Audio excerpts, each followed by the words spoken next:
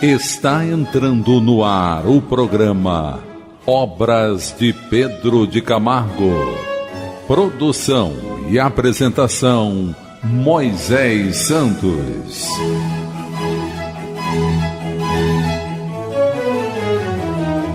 Caríssimos ouvintes da Rádio Rio de Janeiro, eu sou Moisés Santos e este é o programa Obras de Pedro de Camargo.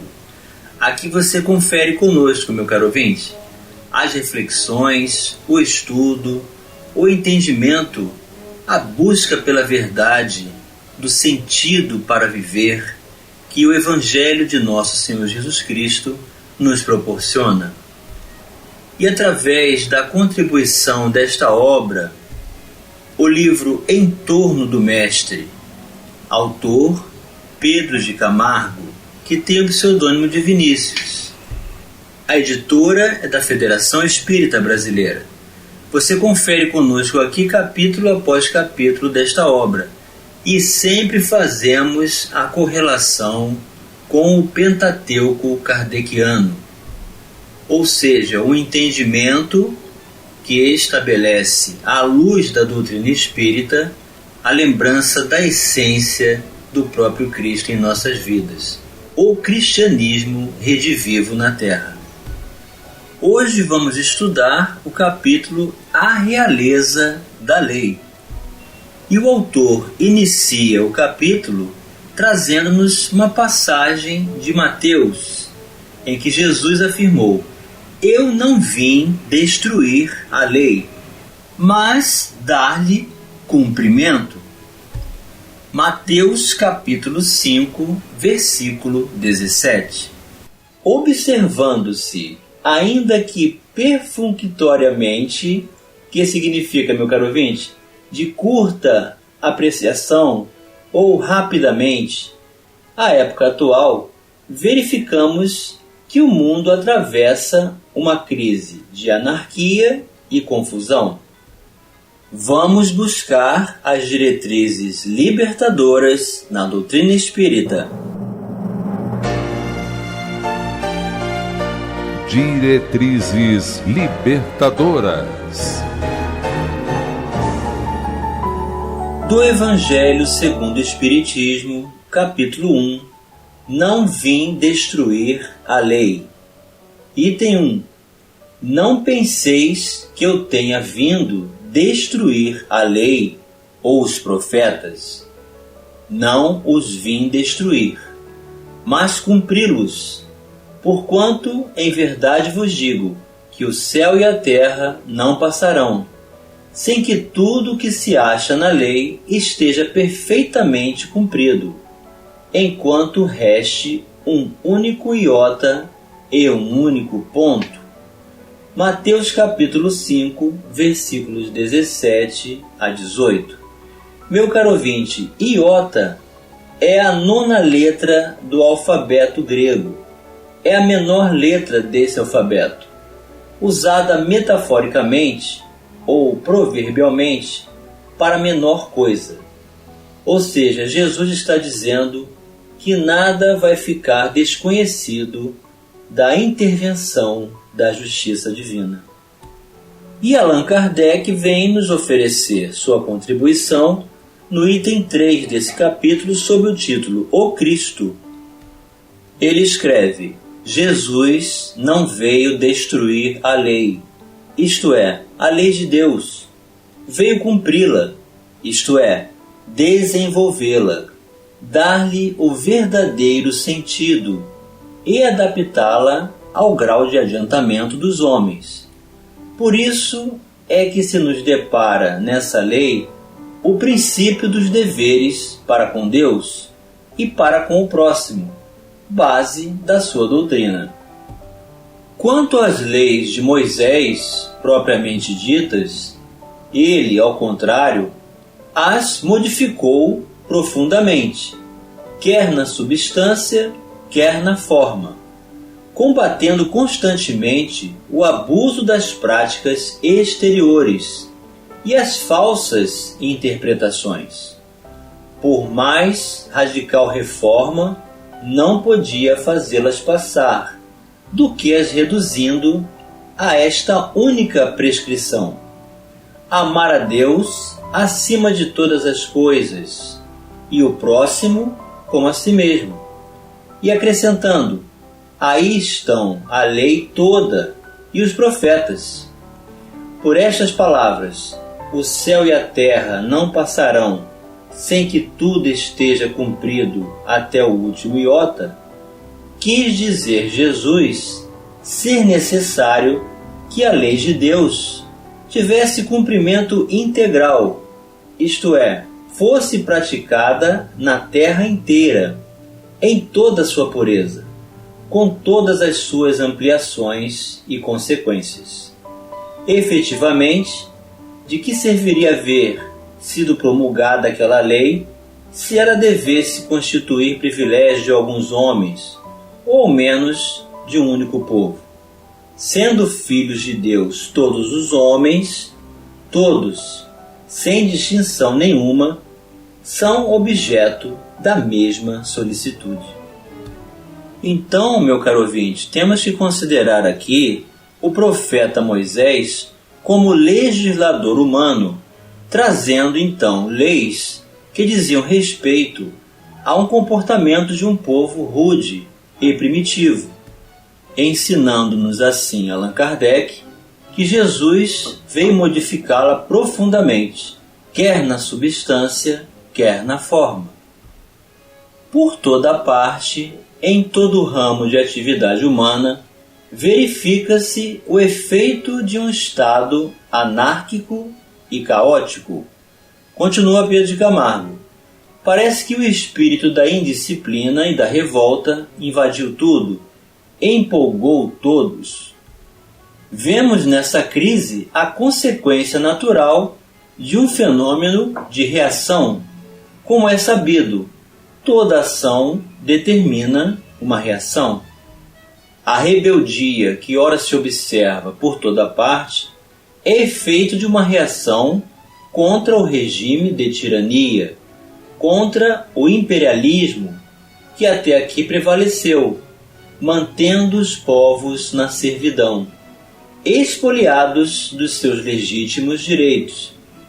Se outrora era possível conservar a escravidão, sob suas múltiplas formas, mediante o emprego da força, hoje já não é mais viável, dadas as condições atuais da humanidade. Vamos elucidar estes conceitos. Elucidando conceitos. O Livro dos Médiuns, capítulo 27, das contradições e das mistificações. O item 301. A nona pergunta. Passam-se no mundo dos espíritos coisas bem difíceis de compreenderdes. Não tendes entre vós pessoas muito ignorantes sobre certos assuntos e esclarecidas acerca de outros? Pessoas que têm mais juízo do que instrução e outras que têm mais espírito que juízo? Não sabeis também que alguns espíritos se comprazem em conservar os homens na ignorância, aparentando instruí-los, e que aproveitam da facilidade com que suas palavras são acreditadas? Podem seduzir os que não descem ao fundo das coisas. Mas quando pelo raciocínio são levados à parede, não sustentam por muito tempo o papel. Cumpre, além disso, se tem em conta a prudência de que, em geral, os espíritos usam na promulgação da verdade. Uma luz muito viva e muito subitânea ofusca, não esclarece. Podem eles, pois, em certos casos, julgar conveniente não a espalharem, senão gradativamente, de acordo com os tempos, os lugares e as pessoas. Moisés não ensinou tudo o que o Cristo ensinou, e o próprio Cristo muitas coisas disse, cuja inteligência ficou reservada às gerações futuras. Falais da reencarnação e vos admirais de que este princípio não tenha sido ensinado em alguns países.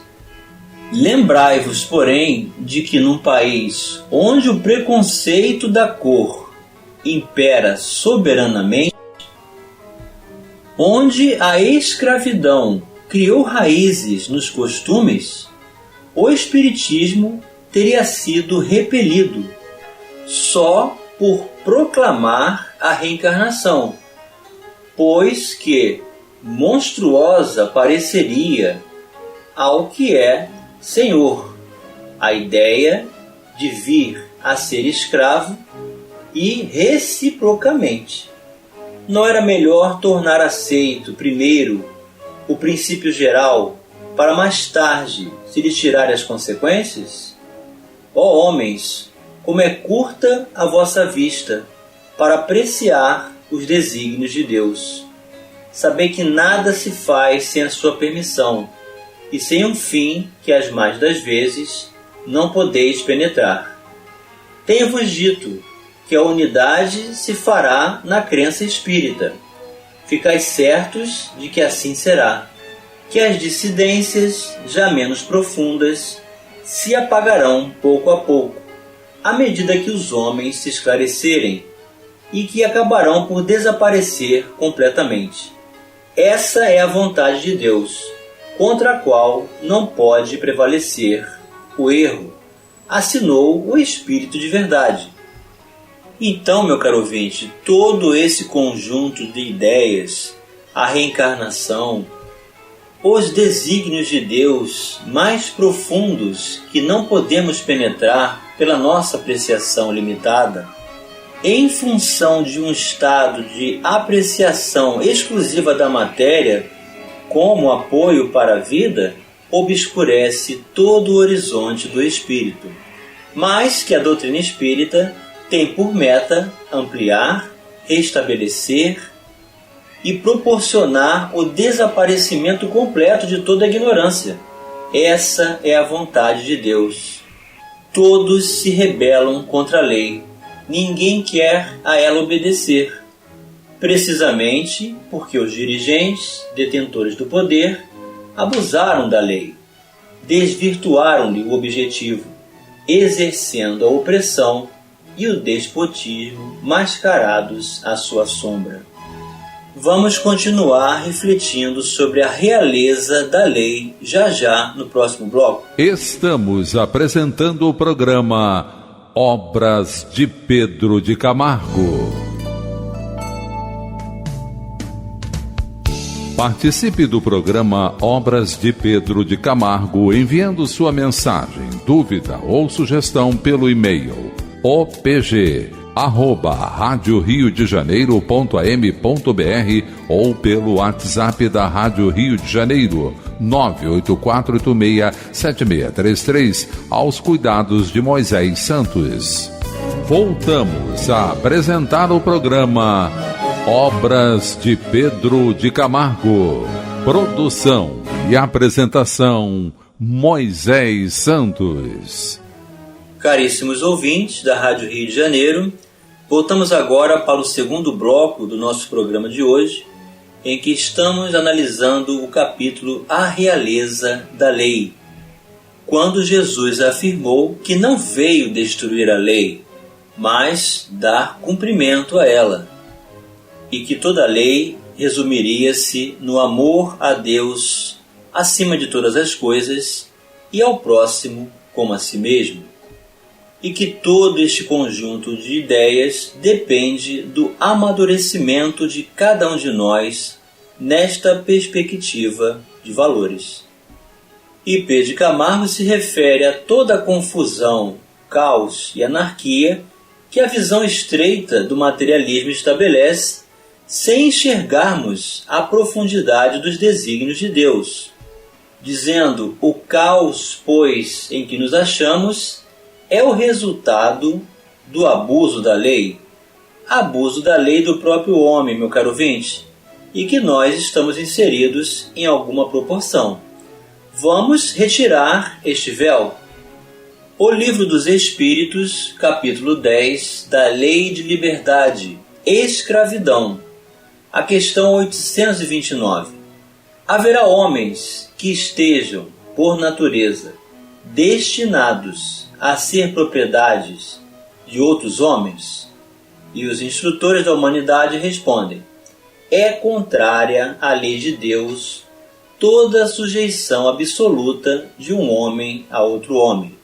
A escravidão é um abuso da força.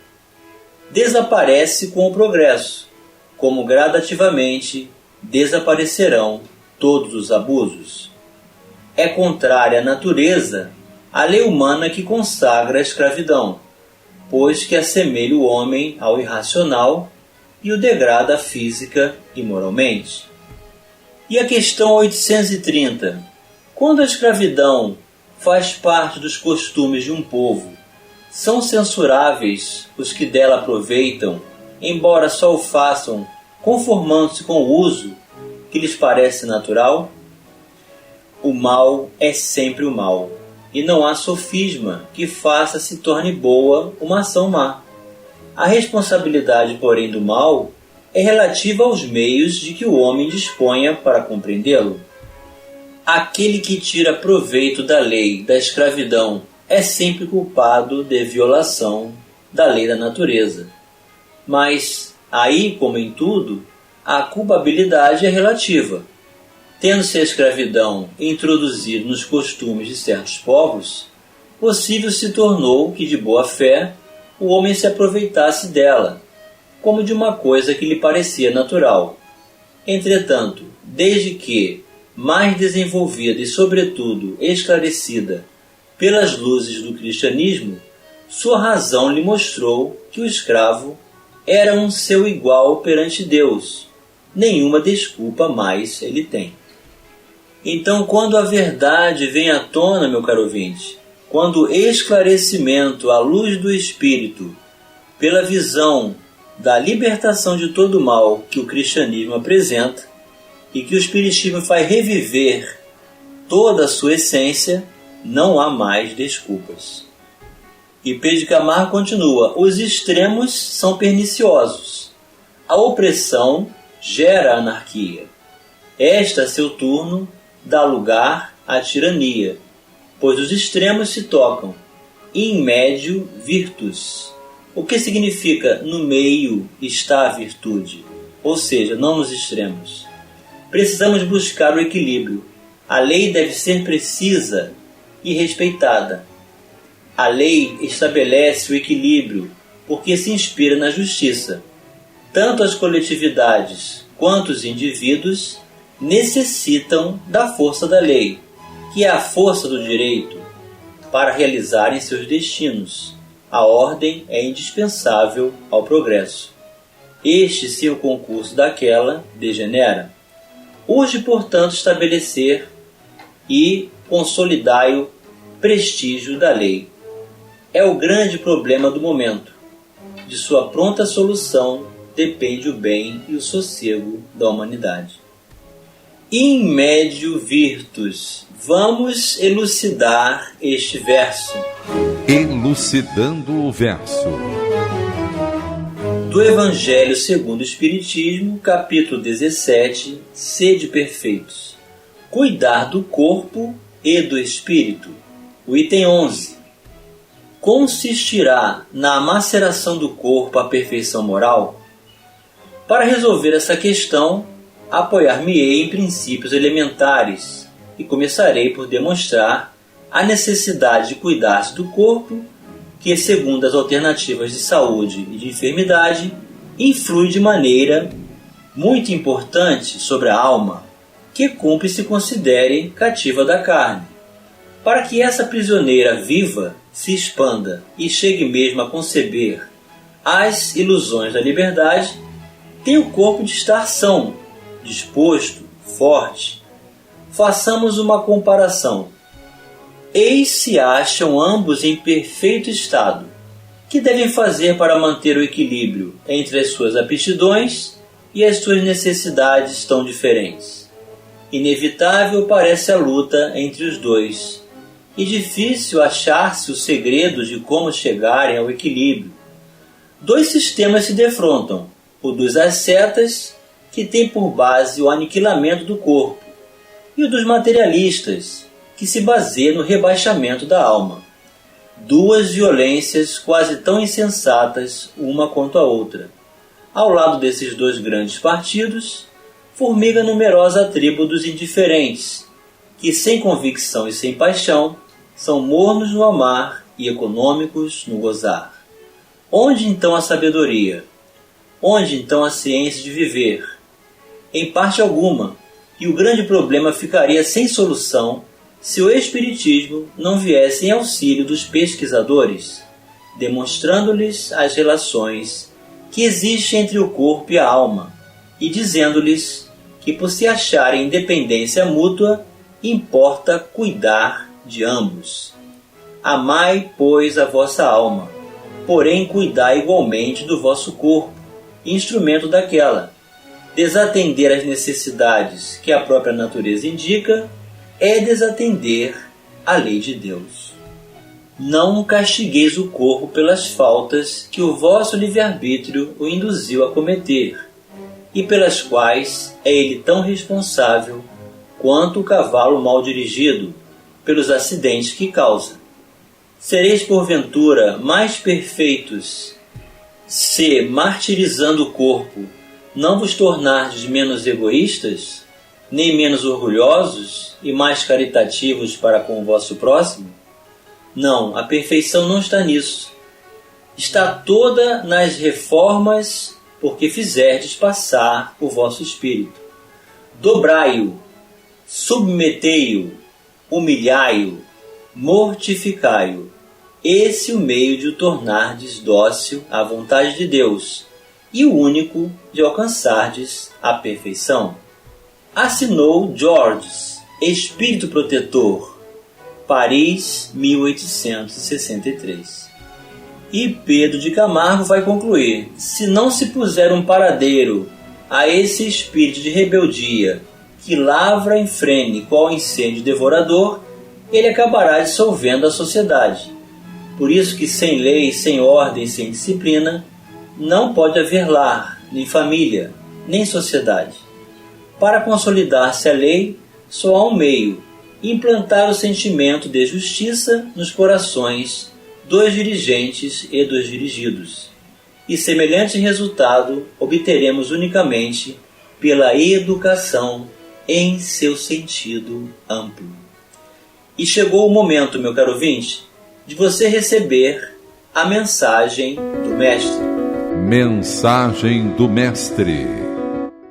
Então Jesus declarou aos seus discípulos: se alguém deseja seguir-me, negue-se a si mesmo, tome a sua cruz e me acompanhe. Porquanto quem quiser salvar a sua vida, a perderá. Mas quem perder a sua vida por minha causa, encontrará a verdadeira vida. Pois que lucro terá uma pessoa se ganhar o mundo inteiro, mas perder a sua alma? Ou o que poderá dar o ser humano em troca da sua alma?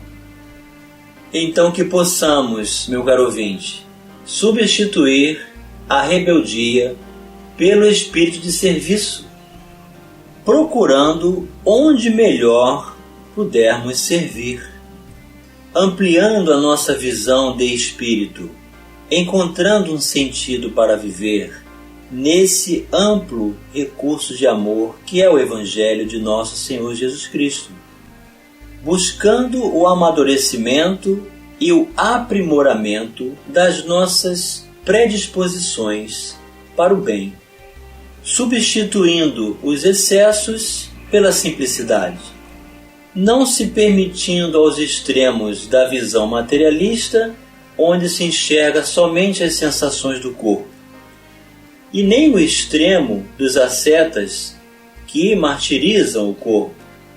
Façamos do equilíbrio, desse caminho intermediário, o caminho do meio que estabelece a libertação de ações de liberdade, mas também de libertação de todo mal, de todo constrangimento que realizamos e causamos à própria condição de sofrimentos. Que possamos manter a nossa conexão em oração, no trabalho do bem, com essa bússola de amor do Evangelho de nosso Senhor Jesus Cristo, hoje e sempre em nossas vidas, meu caro ouvinte. Um grande abraço e até o próximo programa. Você ouviu o programa Obras de Pedro de Camargo. Produção e apresentação Moisés Santos.